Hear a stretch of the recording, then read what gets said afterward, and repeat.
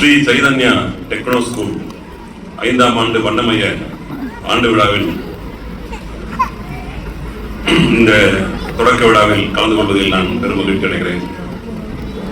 எனக்கு முன்னால் மிக அற்புதமான ஒரு உரையை ஆற்றி சென்றிருக்கிற காவல்துறை நண்பர் சிவகுமார் ஐபிஎஸ் டாக்டர் அவர்களுக்கு என்னுடைய வணக்கத்தை தெரிவித்துக் கொள்கிறேன். இந்த விழாவில் எனக்கு பின்னால் பேச இருக்கிற கென்னத் அவர்கள், இந்த பள்ளிக்கூடங்களுடைய head of operations assistant general manager Rajasekar Reddy sir, principal Ramya madam மற்றும் கலந்து கொண்டிருக்கின்ற பெற்றோர்கள், மாணவர்கள், சிறப்பு விருந்தினர்கள், உங்கள் அனைவருக்கும் என்னுடைய வணக்கத்தை தெரிவித்துக் கொள்கிறேன். இங்கே என்னை அறிமுகப்படுத்துகிற போது நான் ஒரு திரைப்பட வசனகர்த்தா என்று அறிமுகப்படுத்தினார்கள். உங்களுக்கு நான் எழுதிய வசனம் ஏதாவது தெரியுமா என்று ஒரு சின்ன ஆர்வம் எனக்கு. நான் எழுதிய வசனத்தில் ஏதாவது ஒரு வரி உங்களுக்கு நான் சொல்றேன். அடுத்த வரி உங்களுக்கு தெரிஞ்சதுன்னா நான் வசனம் எழுதியது உங்களுக்கு தெரிந்திருக்கிறது என்று நான் தெரிந்து கொள்வேன். கேக்குறீங்களா? நீ நிதானமா இல்ல,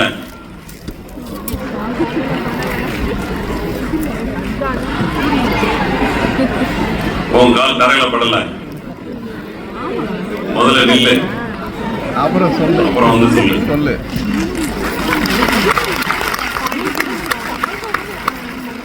இந்த வசனம் வந்து அஞ்சான் படத்துல சமந்தா அவங்க பேசுவாங்க. அதை எழுதியது நான் தான். நான் வந்து ஒவ்வொரு மேடைக்கு போகிற போதும் இது போன்ற ஏதாவது பையா படத்திலோ அல்லது ஆனந்தம் படத்திலோ வேட்டை படத்திலோ ஏதேனும் ஒரு வசனத்தை சொல்லி நான் வந்து உங்கள்கிட்ட கேட்பேன். ஆனால் இப்படி நீங்க ரிப்ளை பண்ணும்போது எனக்கு பெரிய மகிழ்ச்சி வரும். படத்தில் வசனம் எழுதணும் போனோம் இல்லாம அது மக்கள் மனதில் போய் தங்குகிற போது வருகிற மகிழ்ச்சி அளவில்லாதது. அந்த மகிழ்ச்சியை தந்த உங்களுக்கு என்னுடைய நன்றி.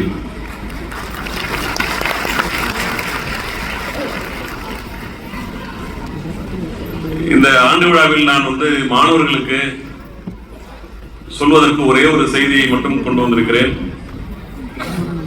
வெற்றி என்பது வேறு ஒன்றுமே அல்ல. ஒரே வார்த்தையில் வெற்றியை நாம் வரையறுத்து விடலாம். அது எல்கேஜி படிக்கிற ஸ்டூடெண்டா இருந்தாலும் சரி, ஐஏஎஸ் படிக்கிற மாணவராக இருந்தாலும் சரி, ஒரே ஒரு வார்த்தை தான் வெற்றி. போக்கஸ் என்பதுதான் அது.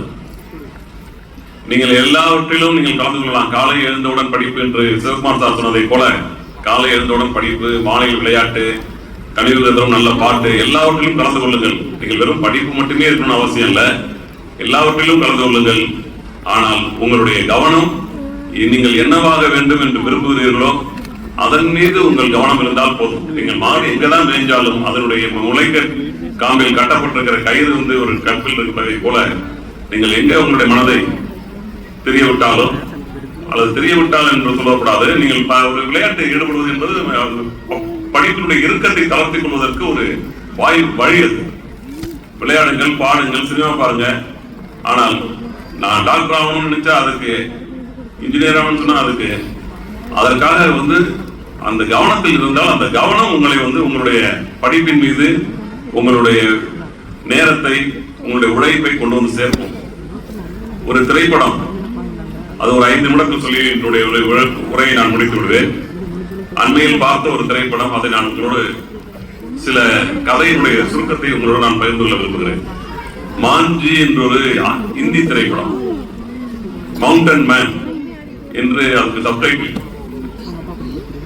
ஒரு மலை கிராமம், அந்த மலை கிராமத்தில் மொத்தம் 30 வீடுகள் தான் இருக்கு. அந்த 30 வீடுகளும் மருத்துவ வசதிக்கு செல்ல வேண்டும் என்றால் அங்கிருந்து 50 கிலோமீட்டர் தூரத்தில் ஒரு சாலை வழியாக சென்று மருத்துவ வசதி பெற வேண்டும். அங்கு யாரையாவது பாம்பு கடித்தால் மருத்துவ வசதி சென்று சேர்ப்பதற்குள்ளரையே அவனுக்கு விதி முடிஞ்சிருச்சுன்னா போயிடுவான். அப்படி அந்த மாதிரியான ஒரு கிராமத்துல மாஞ்சி என்ற ஒரு இளைஞன், அவனுக்கு திருமணம் ஆகிறது. அவன் காதலித்த பெண்ணை திருமணம் செய்து கொள்கிறான். அவள் கர்ப்பமாகிறான். கர்ப்பமாகிற அந்த மனைவி அந்த கர்ப்ப காலத்தில் அவசரமாக பக்கத்தில் இருக்கிற மருத்துவமனைக்கு செல்ல வேண்டும். 55 கிலோமீட்டர் மலைப்பாதை. அது கொண்டு சேர்ப்பதற்குள்ளேயே அந்த மனைவி வந்து உயிர் பிரிந்து விடுகிறாள். இவன் இடிந்து போயிடான். அந்த மாஞ்சி ஒரு முடிவெடுக்கிறான். 55 கிலோமீட்டர் தூரம் சென்று நம்முடைய ஒவ்வொரு உறவினர்களையும் நாம் காப்பாற்ற முடியாமல் போகிறது.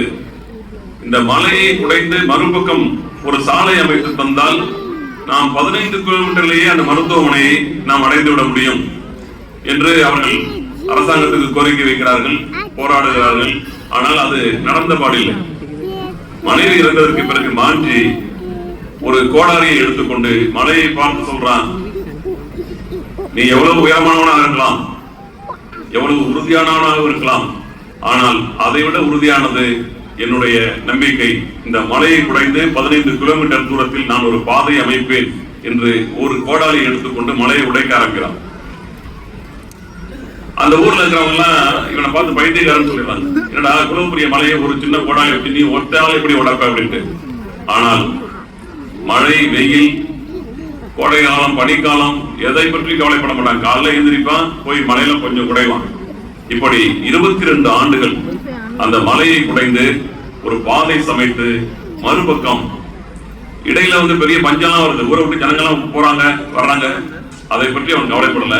தொடர்ந்து காலைல எழுந்திரிப்பான், கொஞ்சம் யாராவது ஊர்ல இருக்கிறவங்க கொஞ்சம் சாதத்தையோ தண்ணியோ குடிச்சிட்டு மலையை உடைப்பான். 22 ஆண்டுகள் மலையை குடைந்து ஒரு பாலை சமைக்கிறான். அந்த கடைசி பாலை உடைகிற போது ஒரு சூரியனுடைய வெளிச்சம் அவனுடைய முகத்தில் விழுகிற போது அவன் மகிழ்ச்சி அடைந்து அப்படி குதிப்பான். அதற்கு பிறகு அவனுக்கு விருதெல்லாம் கொடுத்தாங்க மத்திய அரசு. அவருடைய உண்மை கதையை மாஞ்சி என்ற ஒரு திரைப்படமாக ஓடிடியில் இருக்கிறது, நீங்கள் படம் பாருங்கள். அப்படி ஒரு காரியத்தில் நீங்கள் உறுதியாக இருந்தால் உங்களுக்கு மட்டுமல்ல இந்த உலகத்துக்கே நீங்கள் நன்மை செய்ய முடியும். அப்படியான உறுதியோடு நீங்கள் எல்லோரும் மிகப்பெரிய வெற்றி பெற வேண்டும் என்று வாழ்த்தி இந்த வாய்ப்புக்கு நன்றி கூறி விடைபெறுகிறேன். வணக்கம்.